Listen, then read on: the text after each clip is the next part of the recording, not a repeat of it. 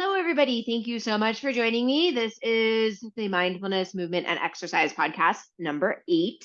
And we are going to talk about why learning and mindful movement go hand in hand. This is part 1 because there's a lot that can be said for this topic. But before we begin, let's recap what we talked about last time. Last time we talked about the origins of a pretty popular movement in the exercise and fitness world called the Cossack squat. And you learned that the Cossack squat actually originated in a Ukrainian dance from the 1600s called the Hopik dance. It's a dynamic, athletic, impressive looking dance that involves a lot of jumping, a lot of squatting, a lot of hopping. And it isn't performed with the heel down. So the Cossack squat, when the dance is being performed, is a way to transition, which is very different than the Cossack squats that are performed in a fitness setting. In a fitness setting, generally speaking, the practitioner isn't going anywhere. They're not using the movement as a way to transition from one place to another, which changes the intention of the movement. In the fitness world, it is frequently taught that the Cossack squat should be performed with the heel down. There's a number of reasons for this, but does it need to be performed with the heel down? Depends on the intention of the exercise.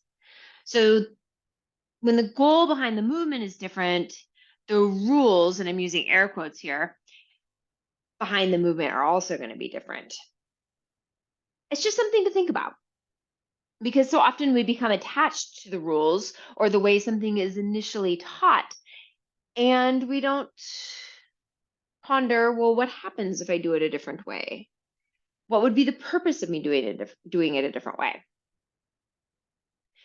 Which brings us to today's topic. But before we dive into it, go ahead and try this. I want you to come into a comfortable seated position. If you're not driving and you're in a place where you can close your eyes, go ahead and close your eyes. I want you to imagine that you are standing at the base of a hiking trail. You're surrounded by trees on either side. You can hear water moving nearby, the sound of a stream, maybe a river. Though if it's a river, it's not moving very fast.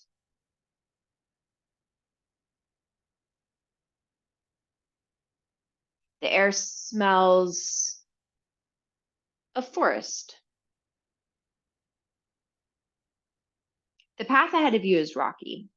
You begin walking, cautious of where you place your feet. As you walk, you start to get a little more comfortable. You realize the rocks aren't as slippery as you initially thought. So your pace picks up a little bit. The path begins to wind. As it winds, you see a steep grade ahead of you. There are more rocks. This time they're a little looser. You can see at the top of the incline that there is a clearing.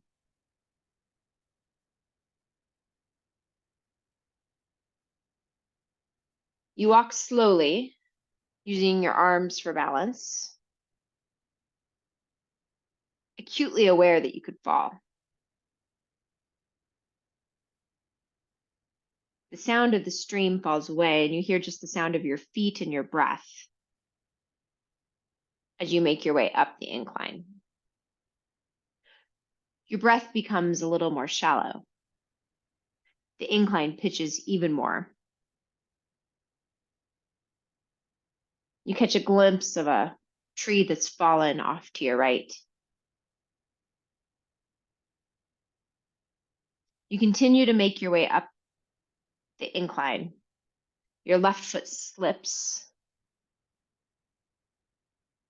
You quickly recalibrate it so you can continue moving up the hill. You sense your heartbeat in your chest. The pitch is rather intense.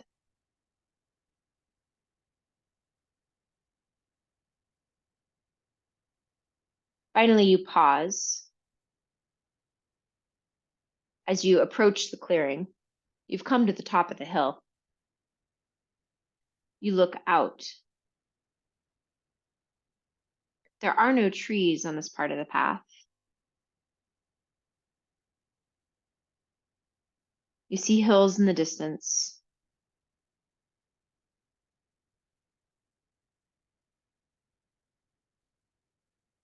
The sound of your breath quiets.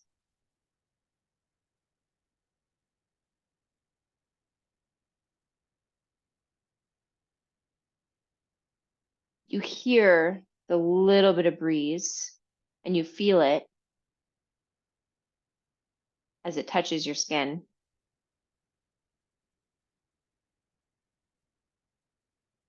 You turn away from the view and you begin to walk again. Go ahead and open your eyes. So that's an example of a guided imagery. Guided imagery is a fancy name for what you may think of as visualization. Visualization, well, guided imagery is considered a mindfulness technique. And the goal behind guided imagery is to utilize many senses so that you can visualize a picture of something. I chose to utilize the sense of touch, the sense of your body as it was moving, the visual sense of your eyes, the sense of your ears, the sense of your nose. And as you try to imagine this picture that I attempted to paint for you, you're going to use different aspects of your brain because you're using different senses. This is a technique that has been used for centuries. And researchers are only just now beginning to dive into what exactly this particular technique, why it's beneficial and what it can do.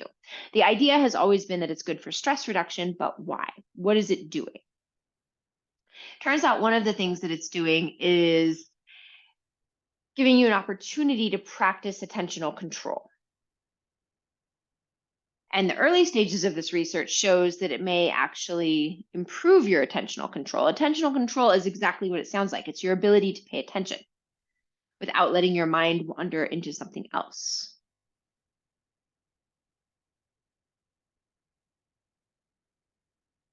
There's a number of benefits behind attentional control, one of which I'm going to talk about in just a second.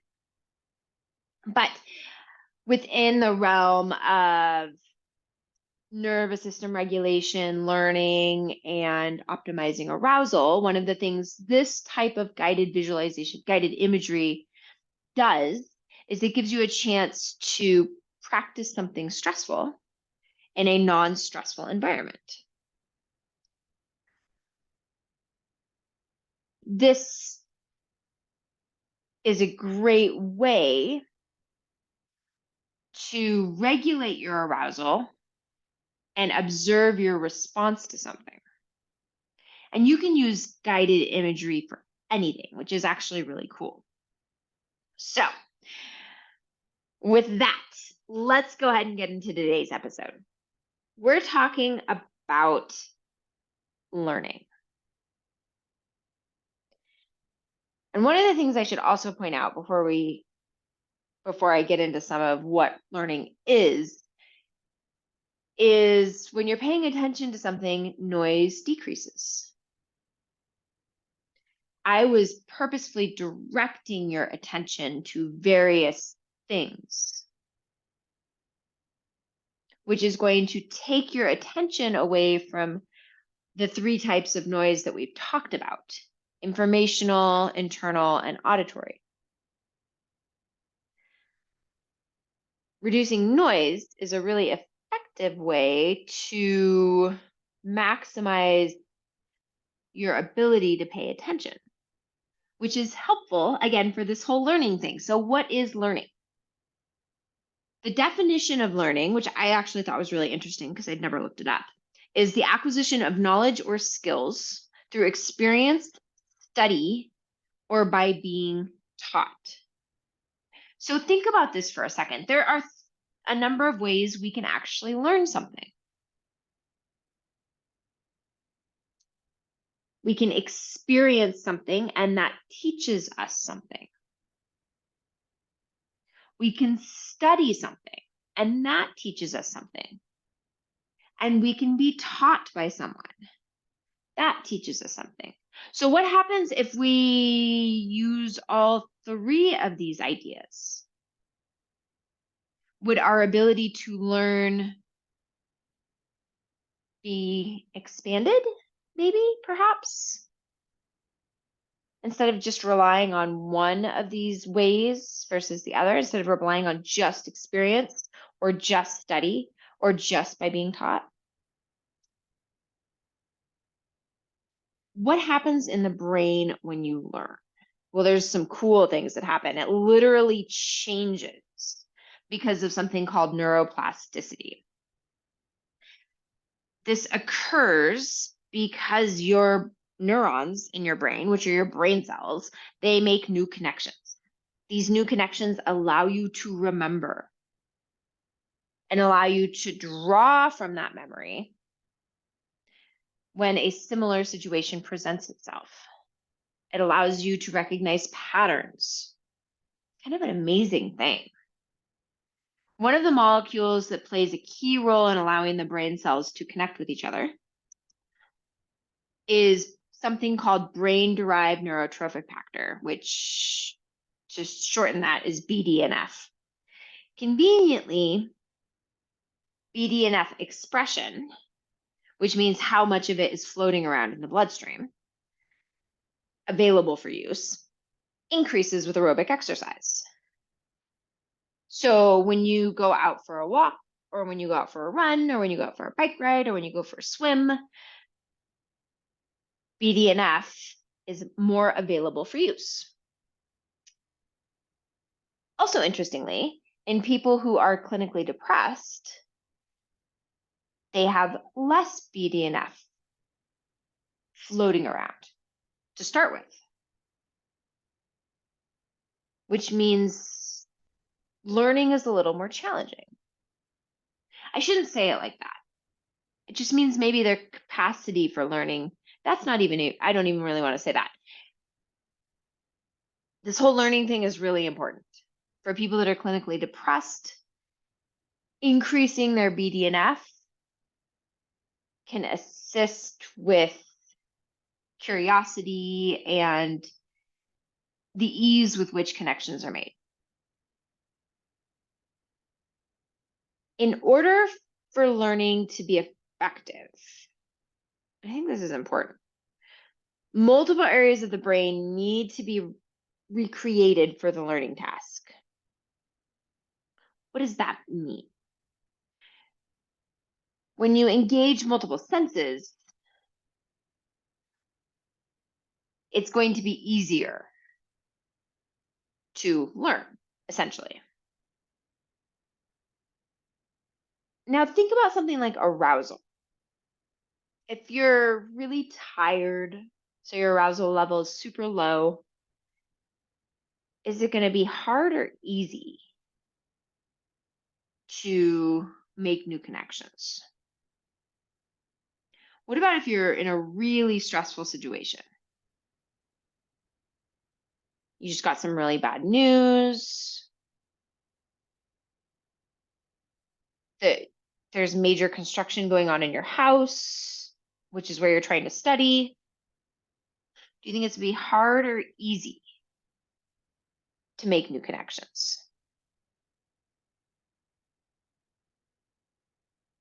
Things like memory, different senses, volitional control, which in a movement context simply means the initiation of voluntary movement. So volitional control can also be thought of as voluntary movement. And higher levels of cognitive functioning are all implicated in this learning process. So all of these things are affected when you learn. So when you think about something, again, like aerobic exercise, we could say cardiovascular exercise is good for the heart and good for your memory.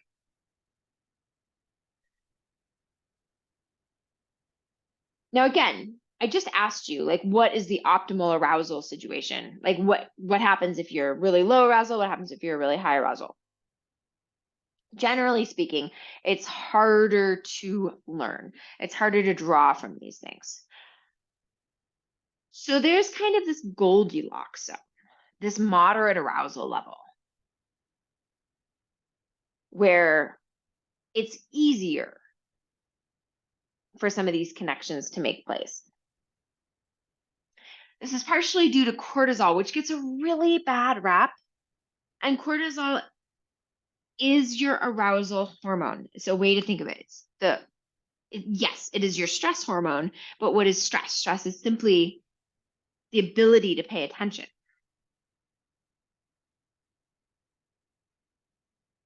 It's what makes you alert.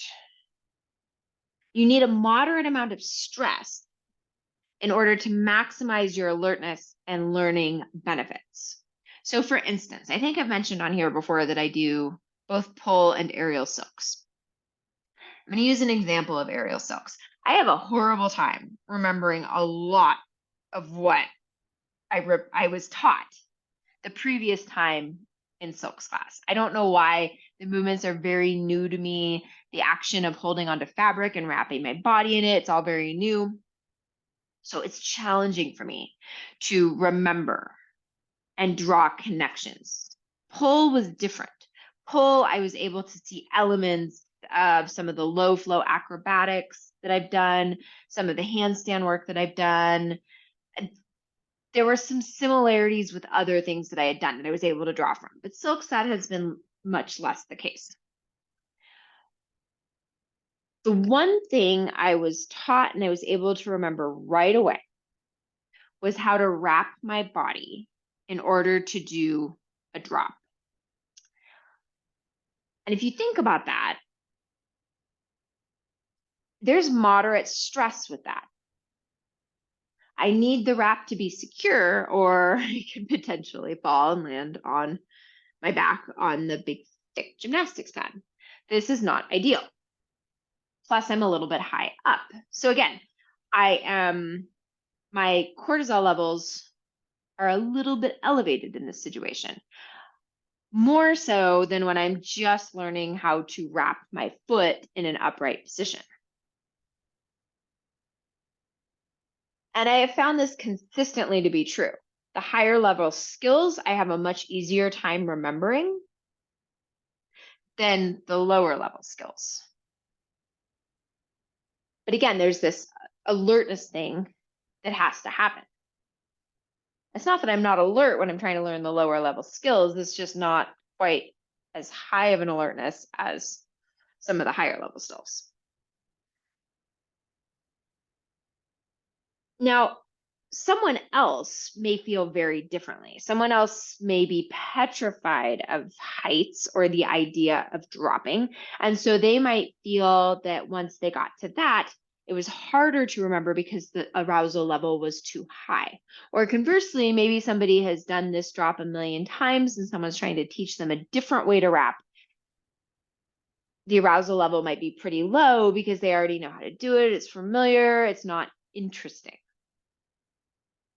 So again, Goldilocks zone. And what is a moderate stressor for someone might not be a moderate stressor for someone else. Active learning means that the student is engaged with the material through decision making, association, and motivation. So if we go back to my aerial silks example, I am motivated. I want to learn how to do this stuff. So that's not an issue. Association is a bit of an issue because I don't have anything to associate it to. I don't have something familiar to associate it to. And decision making is a little bit of an issue because I don't really know what my options are because I haven't done it enough. I learned a move just last week that was super familiar for me because it looked similar to something that I've done in pole. So suddenly I have this frame of reference to draw from. And I can already tell it's going to be easier for me to replicate that this week than a lot of the other skills that have been taught to me.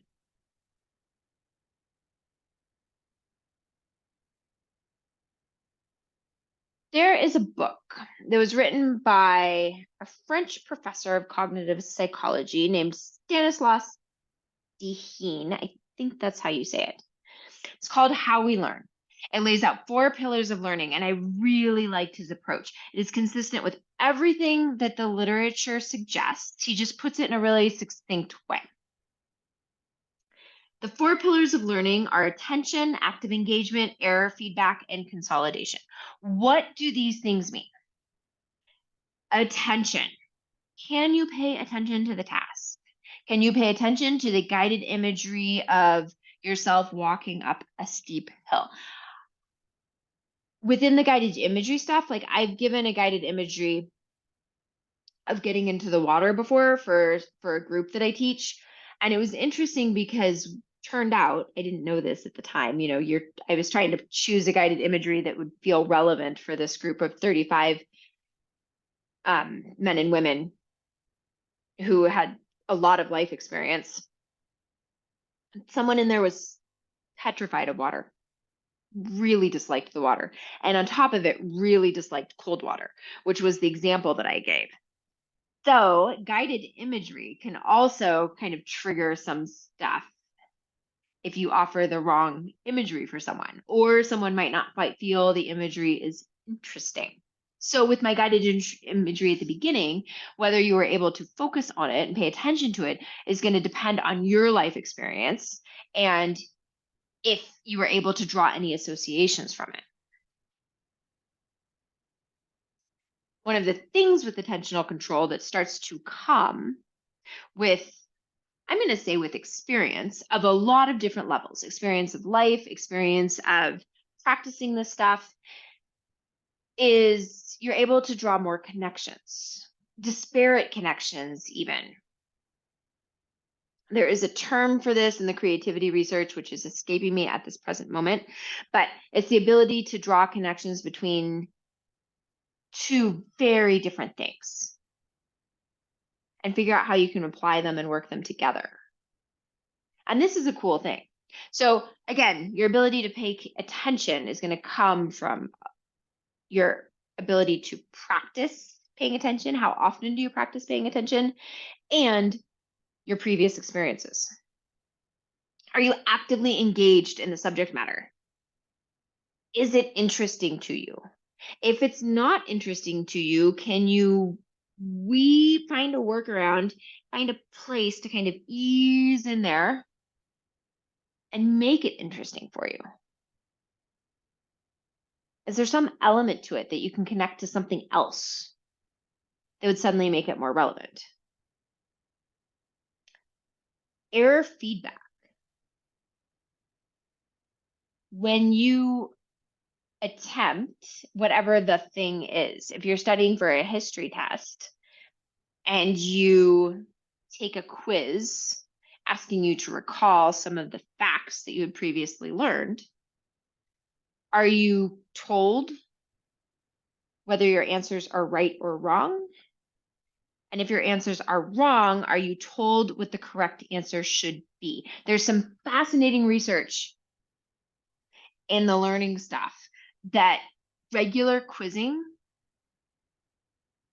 does wonders for improving retention and retrieval. And regular quizzing with the intention of getting feedback.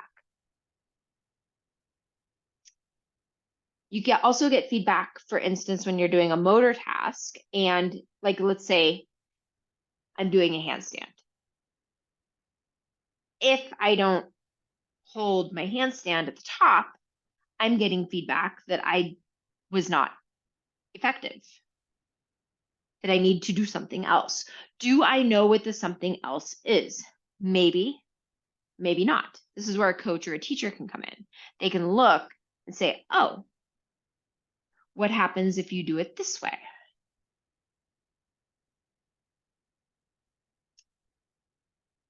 So error feedback can come in a lot of different forms. It can also come from For instance, if you write something and you send it to your editor, and your editor sends it back and says, okay, here's my feedback. Is your writing wrong per se? Maybe, maybe not. But someone else looking at it can give you information or look at it in a way that perhaps you hadn't thought of before. Consolidation. How do you make sense of all of this information? How do you put it all together? I like to say learning happens in the in-between times because your brain is processing at this low level, this stuff that you're being exposed to and learning without you realizing it. So sleeping does wonders for consolidation. Taking breaks and rest from whatever it is that you're doing does wonders for consolidation. And what does all of this have to do with movement and exercise? Well, if we truly have an interest in mind body exercise or mindfulness based exercise, then that suggests there's going to be an element of learning. It also suggests that when we look at how learning occurs, that maybe it's not always in this really relaxed, slow way. Maybe sometimes learning would be better off performed in a way that was a little more stressful. Not a lot more, but a little more. And maybe people need an opportunity to try things on their own without any feedback until they have stopped. Because processing, you have to remember that when there's processing going on, if you talk to someone as they're doing something, they're suddenly trying to process a lot of things at once. And if it's a new skill that the person is trying to learn, if you're talking to them as they are trying to perform the new skill, that's a lot of information coming in. And some of it is going to be perceived as noise. So understanding these things can really help both the practitioner and the coach start to get more, perhaps, from their movement and their exercise process. Because I already said at the very beginning that BDNF, which is that protein that allows our neurons to connect, that it's increased during aerobic exercise. We are primed for doing this. Like, it's amazing how exercise primes the system. So can exercise be not only a primer of the system, can it be a way to connect the mind and the body? I think it can. I'm going to end with this quote, which I found in a paper about putting neuroscience in the classroom, how the brain changes as we learn. Teachers, of course, play a central role in guiding a child's learning experiences. The way a teacher focuses a student's attention can affect the nature of learning-induced changes in specific brain circuits.